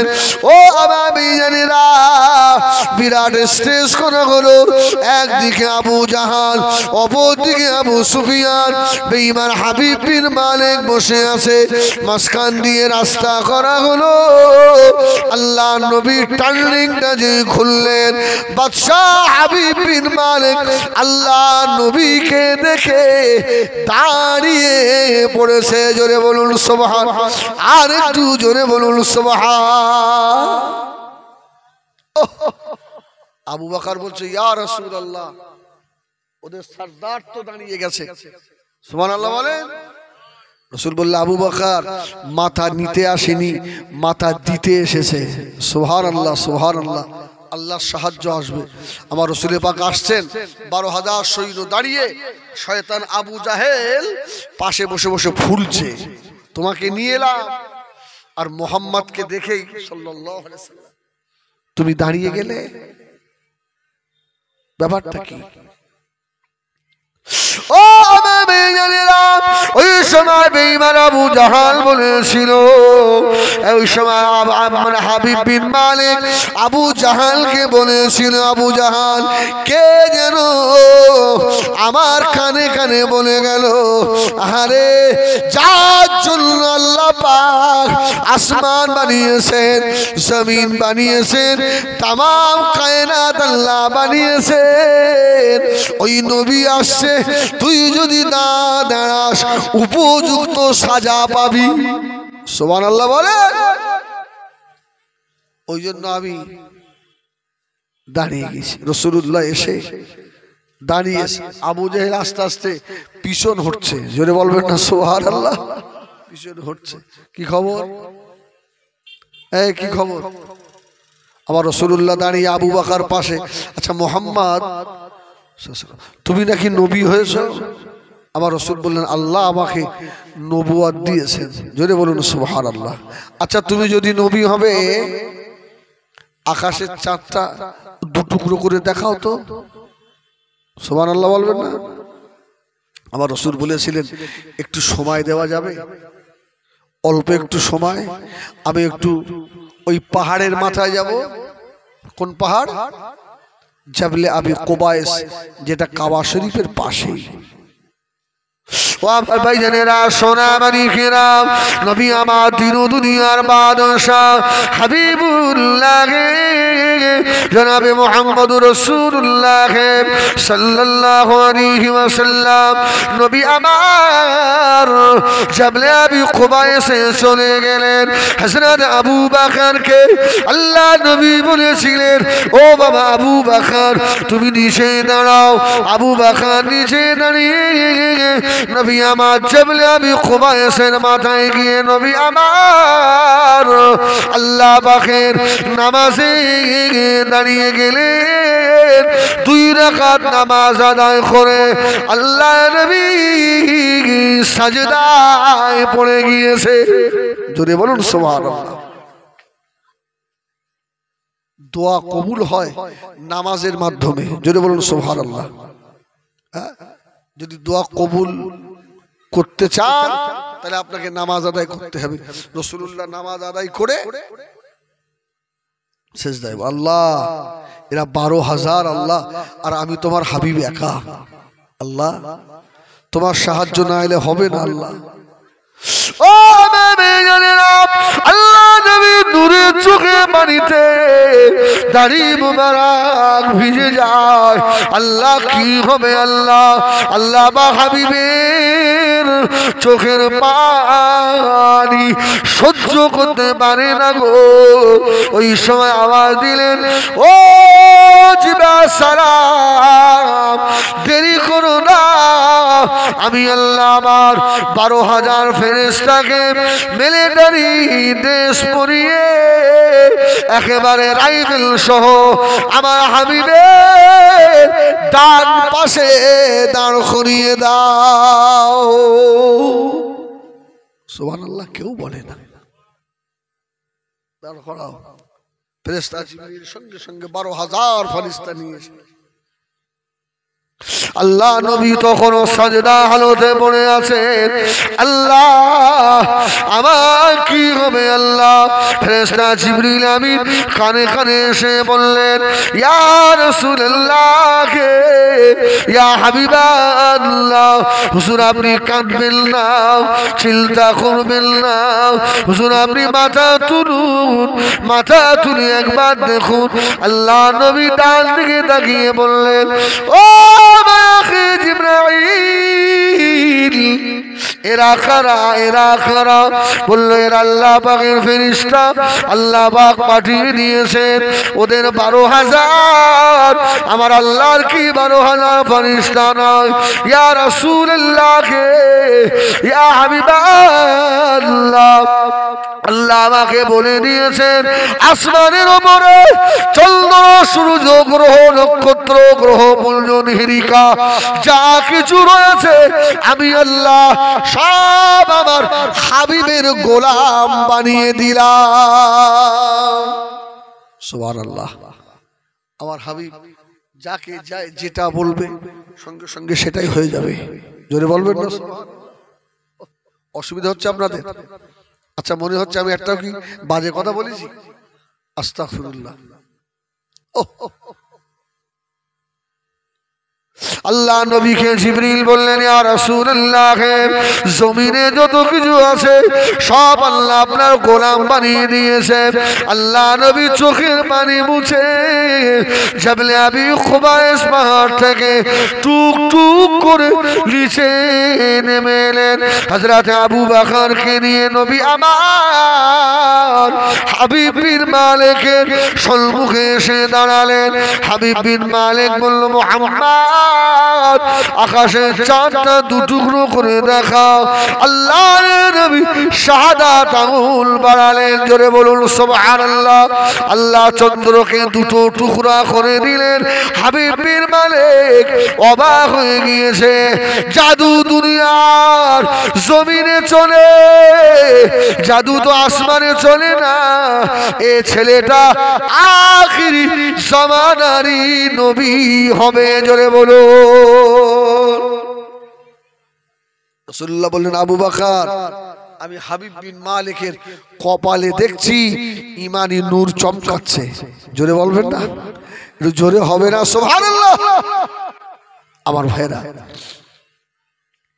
আবু জাহেল আস্তে আস্তে পালাচ্ছে, পালিয়ে যাচ্ছে। হাবিব বিন মালিক বলল, মুহাম্মদ সাল্লাল্লাহু, তোমাকে আর একটা প্রশ্ন করবো, আর একটা। আচ্ছা, আমার এখন মনের মধ্যে কি হচ্ছে এটা তুমি বলতে পারো? আচ্ছা, অন্তরের খবর কে রাখে? গায়েবের মালিক কে? আবার দুনিয়া তো এক শ্রেণীর আলেম ওলামা বার হয়েছে, এরা তো নবীকে বলে দিচ্ছে নবী ইলমে গায়েব সব জানে, আছে না? নবী গায়েবের খবর সব রাখে, কিন্তু আমাদের আকীদা এটা নয়। আবার এক শ্রেণীর মানুষ আছে রাসূলুল্লাহকে নামাতে নামাতে নামাতে নামাতে একেবারে নিচে নামিয়ে দিয়েছে। মুজাদ্দিদুজ্জামান আলা হযরত দাদা হুজুর রাহমাতুল্লাহ আলাইহির সিলসিলার আকীদা হলো রাসূলুল্লাহ সব জানেন এটাও নয়, রাসূল কিচ্ছু জানেন না এটাও নয়, আমার নবীকে আল্লাহ যেটা জানান নবী সেটাই জানেন। সুবহানাল্লাহ বলে। শোনেননি বছর ৩-৪ আগে এক মৌলী সাহেব ওয়াজ করলো যে লা ইলাহা ইল্লাল্লাহ আগে হবে না, আগে মুহাম্মদ তারপরে আল্লাহ। এই আপনারা শোনেননি? হ্যাঁ, আল্লাহু আকবার। মানে এরা নবীকে উঁচু করতে করতে আল্লাহর উপরে তুলে দিয়েছে।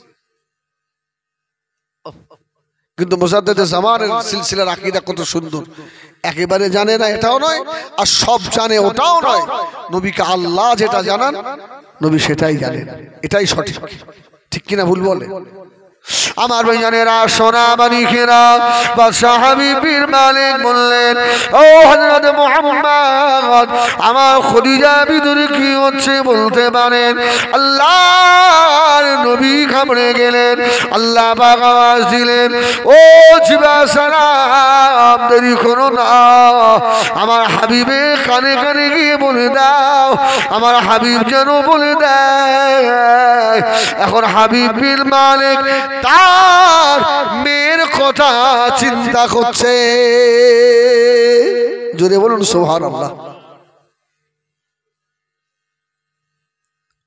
মেয়ের কথা ভাবছে। রাসূল বললেন, অত মেয়ের কথা ভাবছেন কেন? হাবিব বিন মালিকের মাথা খারাপ হয়ে গেছে। জোরে বলুন সুবহানাল্লাহ। মুহাম্মদ এই খবরটা কি করে জানে? এই খবরটা মুহাম্মদ সাল্লাল্লাহু আলাইহি ওয়াসাল্লামকে কে দিল? ও আমার ভাইজানেরা, সোনা মানিকেরা, হাবিব বিন মালিক আল্লাহ নবী বলেছিলেন, ও হাবিব বিন মালিক, আল্লাহ তোমাকে মেয়ে দিয়েছে, বয়স হয়ে গিয়েছে তোমার। হাবিব বিন মালিকের একটা মেয়ে দিয়েছিল আল্লাহ। মেয়েটা লুলো, মেয়েটা ল্যাংড়া, মেয়েটা চোখে অন্ধ, মেয়েটা সাবানে বোবা, মেয়েটা কানে কালা। আল্লাহ নবী বলেছিলেন, ও বাবা হাবিব বিন মালিক, আল্লাহ ভালো করে নেবে। হাবিব বিন মালিক সিংহাসন থেকে লাফ দিয়ে পড়ে আল্লাহর নবীর কদম জড়িয়ে ধরেছে। জোরে বলুন সুবহানাল্লাহ। এ আমার সৈন্যরা, আমি নিজে বলে দিলাম, মুহাম্মদ হলো বারহাক আল্লাহর নবী, সত্য নবী, এতে কোনো সন্দেহ নাই। আমি নিজে পড়ে নিলাম কালমা লা ইলাহা ইল্লাল্লাহ, লা ইলাহা ইল্লাল্লাহ, লা ইলাহা ইল্লাল্লাহ, মুহাম্মাদুর রাসূলুল্লাহ সাল্লাল্লাহু। 12,000 সৈন্য সব মানে। ওহ, হাবিব বিন মালিক বলছে, আমি বাড়ি চলে গেলাম। বাড়িতে গিয়ে দরওয়াজায় ঘা দিয়েছি, ভিতর থেকে আওয়াজ আসছে, আব্বাজি দাঁড়ান, আমি দরওয়াজা খুলছি। জোরে বলুন সুবহানাল্লাহ। হাবিব বিন মালিক বলে, আমার জীবনের বড় আশা ছিল আমার মেয়েটা আমাকে আব্বা বলে ডাকবে। হাবিব বিন মালিকের মাথা খারাপ। আবার একবার ডাক দিল, আমার মেয়েটা জবাব দিয়েছে। দরওয়াজা খুলে গেল। দরওয়াজা খোলা পরে দেখে দরওয়াজার সম্মুখে পূর্ণিমার চাঁদের মতো মেয়ে দাঁড়িয়ে রয়েছে। হাবিব বিন মালিক জিজ্ঞাসা করলেন, ও মা, মেয়ে তুমি কে মা? ওই সময় মেয়ে জবাব দিয়েছিল, আব্বা, আমি আপনার ল্যাংড়া বোবা লুলো কানা মেয়ে, আল্লাহ আমাকে ভালো করে দিয়েছে। ও মেজুরি মা, কি করে ভালো করে মা? মেয়েটা জবাব দিয়েছিল, কিছুক্ষণ পূর্বে মদিনাওয়ালা নবী দিন দুনিয়ার বাদশাহ জনাবে মুহাম্মদুর রাসূলুল্লাহ সাল্লাল্লাহু আলাইহি ওয়াসাল্লাম, আল্লাহ নবী এসে আমার গায়ের উপরে হাত বুলিয়ে দিয়েছেন। আল্লাহ নবী আমাকে কলেমা শরীফ পড়িয়ে দিয়েছে। আল্লাহ আমাকে ভালো করে দিয়ে হাবিব বিন মালিক বললেন, ও বাবে, আল্লাহর নবীর হাতে হাত দিয়ে আমি তো কিছুক্ষণ পূর্বে ঈমানের কলমা পড়ে মুসলমান হয়েছি। জোরে বলে না সুবহানাল্লাহ। 6টা উট ভর্তি করে মাল নিয়ে হাবিব বিন মালিক মদিনা শরীফে আমার রাসূলের দরবারে পাঠিয়ে দিয়েছিলেন। জোরে বলুন সুবহানাল্লাহ। আমার ভাইরা, আর সময় আমার বেশি নেই, 2-5 মিনিট, কেননা আমার এখান থেকে জলসা রয়েছে। পোলেরহাট গাজীপুর, নাম শোনেননি? পোলেরহাট গাজীপুর। ওমর হুজুর অস করছে, গিয়ে ওমর হুজুরের পরে আমাকে ধরতে হবে। এই জন্য আমি ভাইদেরকে আগেই বলেছি, ভাই আমি 11টা এক করতে পারবো না, আমি নেমে যাব। যাই হোক, আমি এই গ্রামে তো জীবনে কোনোদিন আসেনি, আজকে প্রথম এসেছি। ভাই আমার সঙ্গে একটা ওয়াদা করতে পারবেন? আমার যুবক ভাইরা, আমি তো এখানে এসছি ভাও নয়, কিছু টাকা তো আমার দেবে। কি দেবে না? এই টাকাটা তো হালাল করতে হবে তো। আচ্ছা, এতগুলো যুবক ভাই রয়েছে বাবা, আমি প্রায় 2 ঘন্টার কাছাকাছি আলোচনা রাখলাম। একটা ভাই একটু হাত তুলে আল্লাহকে দেখাবে যে হুজুর আমি কাল থেকে ইনশাআল্লাহ 5 ওয়াক্ত নামাজি হয়ে যাব। এই মাহফিল থেকে একটা ভাই কে আসো দেখি। একজন নারায়ে তাকবীর। তুমি নামাজ পড়ো? নামাজ পড়ো? তাই তো, তুমি তো আমার দলের লোক, তোমার জন্য নয়। যারা নামাজ পড়ে না, জুমা পড়ে, 5 ওয়াক্ত পড়ে না, ঈদের নামাজ পড়ে, জুমায়ও যায় না, এমন মানুষ আছে না নেই? একটা হবে, একটা। আমি আল্লাহর রাস্তায় তোমাদের পায়ে ধরছি, পায়ে ধরছি, একটা ভাই হবে নামাজি। একটু হাত তোলেন না, লস হবে না। নামাজি হয়ে যাবেন তো আপনার রিস্কের জিম্মা আমার আল্লাহ নিয়ে নেবে। জোরে বলুন সুবহানাল্লাহ। একটা ভাই, একটা দাড়িওয়ালা পাওয়া যাবে, দাড়িওয়ালা, যে হুজুর আজ থেকে আমি নিয়ত করলাম আমার নবীর সুন্নতে আর বেরেট লাগাবো না। একজন ভাই, দোয়া করবো আল্লাহ যেন মওতের আগে আমার রাসূলে পাকের দিদার নসিব করে দেন। বলুন আল্লাহুম্মা আমিন।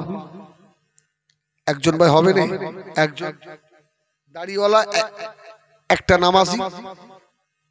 আমি তোমাদের কাছে 5000 টাকা চাঁদা চাইনি, যে জলসা আগামী বছর হবে, 5000 টাকা আমার চাঁদা দাও। একটা নামাজি হও। হেদায়েত আলেমের করার ক্ষমতা নেই। ইন্নাকা লা তাহদি মান আহবাবতা ওয়ালাকিন্নাল্লাহ ইয়াহদি মান ইয়াশা। হেদায়েতের মালিক আল্লাহ। তবে যে বান্দা হেদায়েত হতে চায় আল্লাহ তাকেই হেদায়েত করেন। আপনি আল্লাহর দিকে 1 হাত আগিয়ে আসেন, আল্লাহ আপনার দিকে 10 হাত আগিয়ে যাবে। সুবহানাল্লাহ বলে। একটু হাত তোলেন না। একজন, একটা নামাজি পাবো না। এটা আমার বদ অভ্যাস বলেন আর খারাপ অভ্যাস বলেন, এরা সব জানে। এটা আমার অস্তলে তো ইউটিউবাররা প্রায় জলসায় বলি আমি, আমার অনেক ফ্যান আছে জানেন। এই দাড়িওয়ালা, জলসা থেকে নেমেছি, ঢুকছি জলসায়, গিয়ে পাশে হুজুর আপনার দাড়ি। আমার দাড়ি মানে? আরে আমার দাড়ি তো আমার মুখে না হুজুর। আর সেই হাত তুলেছিলাম, হুজুর বাকায়দা দেখে মনে হবে একটা বড় আলেম। আল্লাহ শুকর, আমার তো আমল কিছু নেই। ময়দানে হাসরে আমি বলতে পারবো আল্লাহ এইগুলো আমার। সুবহানাল্লাহ বলে। আল্লাহ যদি সেই ওসিলা তার এই পাপীকে আল্লাহ ক্ষমা করে দেন, একজন হবে না? আমি আল্লাহর রাস্তায় তোমাদের পায়ে ধরেছি, তোমাদের কাছে টাকা চাইনি, নামাজি হওয়া যাবে না। একটা ভাই একটা ভাই আমার বলো, হ্যাঁ একজন হবে না তোমরা? আমার জলসা কমিটির ভাইদের ভিতরে একজন আসবে না? একটা মানুষ হবে না? দাড়িওয়ালা একটা পাবো না? দাড়িওয়ালা যে আমার নবীর সুন্নতে আর খুদ দেবো না ইনশাল্লাহ। আরে দাড়ি রেখে আমাদের ইজ্জত আল্লাহ কমিয়ে দেয়নি, ইজ্জত বাড়িয়ে দিয়েছে। জীবনে তো দায়িত্ব খুন লাগায়নি, ওই জন্য আল্লাহ আমাদের উপরে বসিয়েছে। সুবহানাল্লাহ বলে। দাড়ি তোমাকে জাহান্নাম থেকে বাঁচায়, দাড়ি জাহান্নাম থেকে বাঁচায়। ময়দানে মাশারে একদল বান্দাকে আল্লাহ পাকের ফেরেশতারা দাড়ি ধরে টেনে টেনে নিয়ে জাহান্নামের ভিতরে নিয়ে যাবেন। ও আমার ভাইজানেরা, আল্লাহ নবীর সম্মুখে গিয়ে দাঁড়াবেন, আল্লাহ পাকের দরবারে আবার ধরে আনা হবে। আল্লাহ নবী বলবেন, আল্লাহ পাক বান্দা আপনার দাড়ি কিন্তু আমি রাসূলুল্লাহ আমার সুন্নাত। সুবহানাল্লাহ। আল্লাহ আপনার বান্দা অন্যায় করেছে, পাপ করেছে, আপনি ওকে জাহান্নামে দেন। আমার দুঃখ নেই, কিন্তু আমি নবী আপনার কাছে কি অপরাধ করেছি? আমার সুন্নতটা জাহান্নামে যাবে কেন? আল্লাহ বলবে, হাবিব রে, ওই সুন্নতের খাতিরে আপনার উম্মতকে আমি আল্লাহ মাফ করে দিলাম, মাফ করে দিলাম। হ্যাঁ, এই ভাটার আগুন দেখেছেন? ভাটা আগুন দেখলে ভয় লাগে না? লাগে না? ভয় হয় না? ওর থেকেও অনেক গুণ বেশি হবে জাহান্নামের আগুন। একটা ভাই দাড়িওয়ালাও পাবো না এত বড় মাহফিলে। তোমার দাড়ি আছে? তুমি তো আমার দলের। হ্যাঁ হ্যাঁ, বল আলহামদুলিল্লাহ। যারা দাড়ি কাটো একজন হবে না? একটা ভাই, হ্যাঁ হবে না? দরুদ শরীফ আল্লাহুম্মা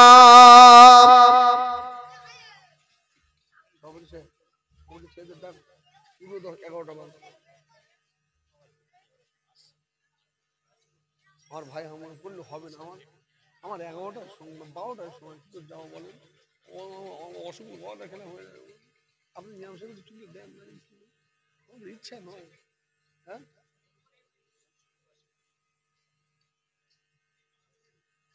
আমি কিন্তু 5 মিনিটই থাকবো।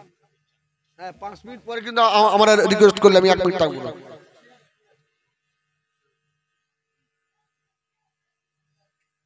না না, সব আবার 7 মিনিট বলিস কেন? হ্যাঁ, মহিবুল্লাহ ভাই আমার খুব মহব্বতের মানুষ। হ্যাঁ, আমরা একসঙ্গে সংগঠন করি। এদিন আমরা এই একটা মিটিং করলাম।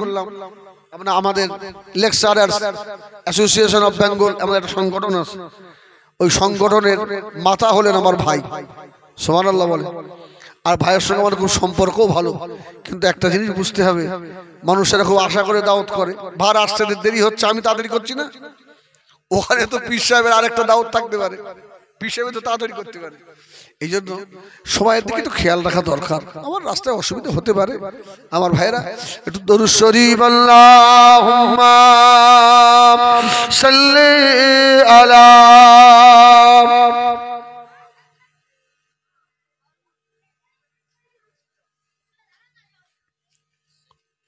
हुब हमाद ज़ल्ही सीने में है, मैं यहाँ हूँ, मेरा दिल मदीने में है।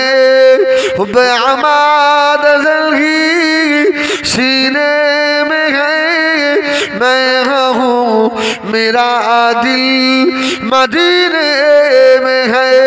फूल तो फूल काटूं क्या हसन है, लुत्फ जन्नत से बढ़कर मदीने में है। अल्लाहुम्मा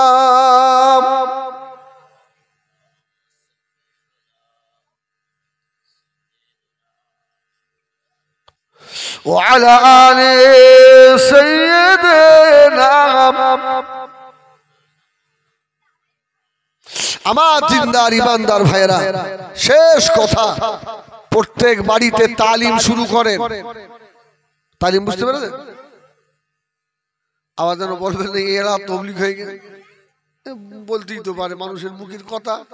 হ্যাঁ, বাড়িতে যদি প্রতিদিন বাড়ির গার্জেন গুলো 10টা মিনিট করে বসে ছেলে মেয়েদের নিয়ে একটা করে হাদিস শোনায়, সুবহানাল্লাহ বলে, একটা বেনামাজি পাওয়া যাবে আর থাকবে না। আমার ভাই আলহামদুলিল্লাহ, নারায়ে তাকবীর, নারায়ে তাকবীর। जनाब भाई शेख हुजूर क़िबला हलीम खुला दरबार शरीफ सिलसिला हक मुसद्दिदुज़्ज़मान अहलो सुन्नत वल जमाअत नारे ताकबीर। আমার ভাইরা, যাক আমি কিছুক্ষণ আলোচনা রেখেছি, যদি আলোচনার ভিতরে ত্রুটি হয় আল্লাহর রাস্তায় আমাকে ক্ষমা করেন। এখন আমার ভাই সাহেব হুজুর क़िबला আসছেন, আমাদের লেকচারার্স অ্যাসোসিয়েশন অফ বেঙ্গলের বড় দায়িত্ব ভাইয়ের কাছে আছে। আমি শুধু চিন্তা করি, উনি হাই স্কুল টিচার, কখন স্কুল করেন। ও আমাদের মাহবুবুল্লাহ ভাই না তো, মাহবুবুল্লাহ ভাই তো। হ্যাঁ, আমার ভাইয়ের সঙ্গে আমি আর ভাই এবছরে আহমেদাবাদে ছিলাম, দমদম এয়ারপোর্ট থেকে একসঙ্গে গেলাম আহমেদাবাদে, আমি আর মাহবুবুল্লাহ ভাই। খুব ভালো মানুষ। হ্যাঁ, একটা দিন তো ভাইয়ের সঙ্গে সফরে ছিলাম। আল্লাহ ওয়ালা মানুষ বাবা। যারা এদিক ওদিকে আসেন, আমার মাহফুজুল্লাহ ভাই এসছেন, হ্যাঁ, একটু তার ইস্তেকবাল